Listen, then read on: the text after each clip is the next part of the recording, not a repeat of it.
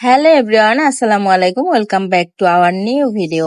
আজকের রান্নাটা একদম গ্রামের স্বাদে। চুলার পাশে দাঁড়িয়ে প্রথমেই মশলা ভালো করে কষাতে আছে। পেঁয়াজ, রসুন, আদা আর গরম মশলার ঘ্রাণে পুরো রান্নাঘরটাই যেন ভরে গেছে। ধীরে ধীরে মশলার রং বদলাচ্ছে আর সেই স্বাদে বাড়ছে ক্ষুধা। আজ রান্নাটা করছে গরুর বট। অনেকেই এই রান্নাটা পছন্দ করেন, কারণ ঠিকভাবে মশলা কষাতে পারলে স্বাদটাও হয় অসাধারণ।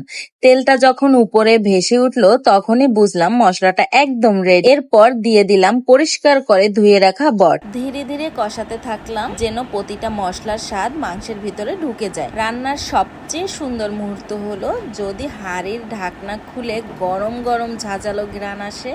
মনে হয় এই স্বাদের জন্যই তো এত আয়োজন। আর বট রান্নার সাথে যদি থাকে গরম গরম চালের আটার রুটি, তাহলে তো কথাই নেই। চালের আটা গরম পানিতে মেখে নরম ডো তৈরি করলাম। তারপর ছোট ছোট লেচি বানিয়ে ধীরে ধীরে বেলে নিচ্ছি। চুলায় দেওয়ার পর ফুলে উঠছে সাদা নরম রুটি। দেখতে যত সুন্দর, খেতেও ঠিক ততটাই মজা। দিন শেষে এত কষ্ট করে রান্না করার পর পরিবার নিয়ে যখন একসাথে বসে গরম গরম খাবার, শান্তিটাই সত্যি অন্যরকম। এমন ছোট ছোট মুহূর্তগুলো হয়তো জীবনের সবচেয়ে সুন্দর সুখ। আজকের রান্না কেমন লাগলো জানাতে ভুলবেন না। আজকের ভিডিওটি এ পর্যন্তই। ভালো থাকেন, সুস্থ থাকেন, আল্লাহ হাফেজ।